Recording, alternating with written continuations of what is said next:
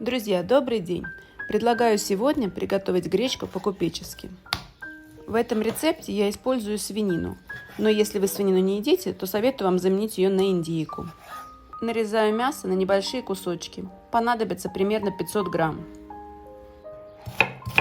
Луковицу режу пополам, затем нарезаю перьями и режу еще раз пополам.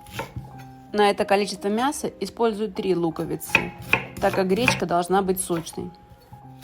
Морковь нарезаю крупной соломкой, как на узбекский плов. Для этого рецепта использую 2 крупные морковки.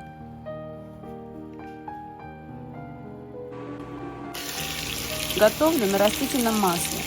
Сначала обжариваю мясо до уверенного золотистого цвета. Обжариваю на сильном огне.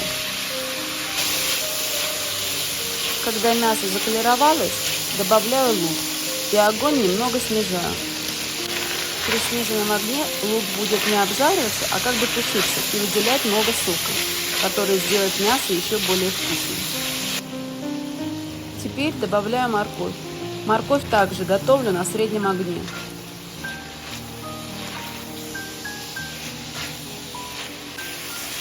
Когда морковь хорошо пропитается маслом и мясным соком, добавляю соль и черный молотый перец. Лучше взять свежемолотый. Ни другие специи, ни помидоры в это блюдо со свининой я не добавляю.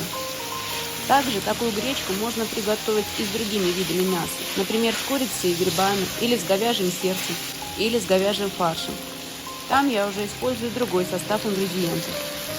Добавляю перебранную и хорошо промытую гречку.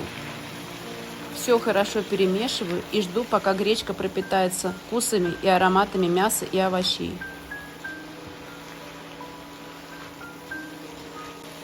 Добавляю несколько зубчиков чеснока, прям в шкурке. Хорошо их для этого промываю. Добавляю немного соли и перемешиваю. Заливаю гречку водой. Заливаю так, чтобы вода покрывала гречку примерно на 1 сантиметр. Воду использую горячую, но не кипяток. Все разравниваю и накрываю крышкой.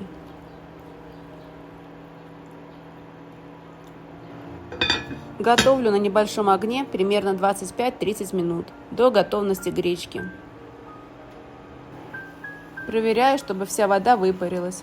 Добавляю кусок топленого масла, закрываю крышкой и выключаю огонь. Через 5 минут можно подавать. Подаю я такую гречневую кашу в глиняной миске.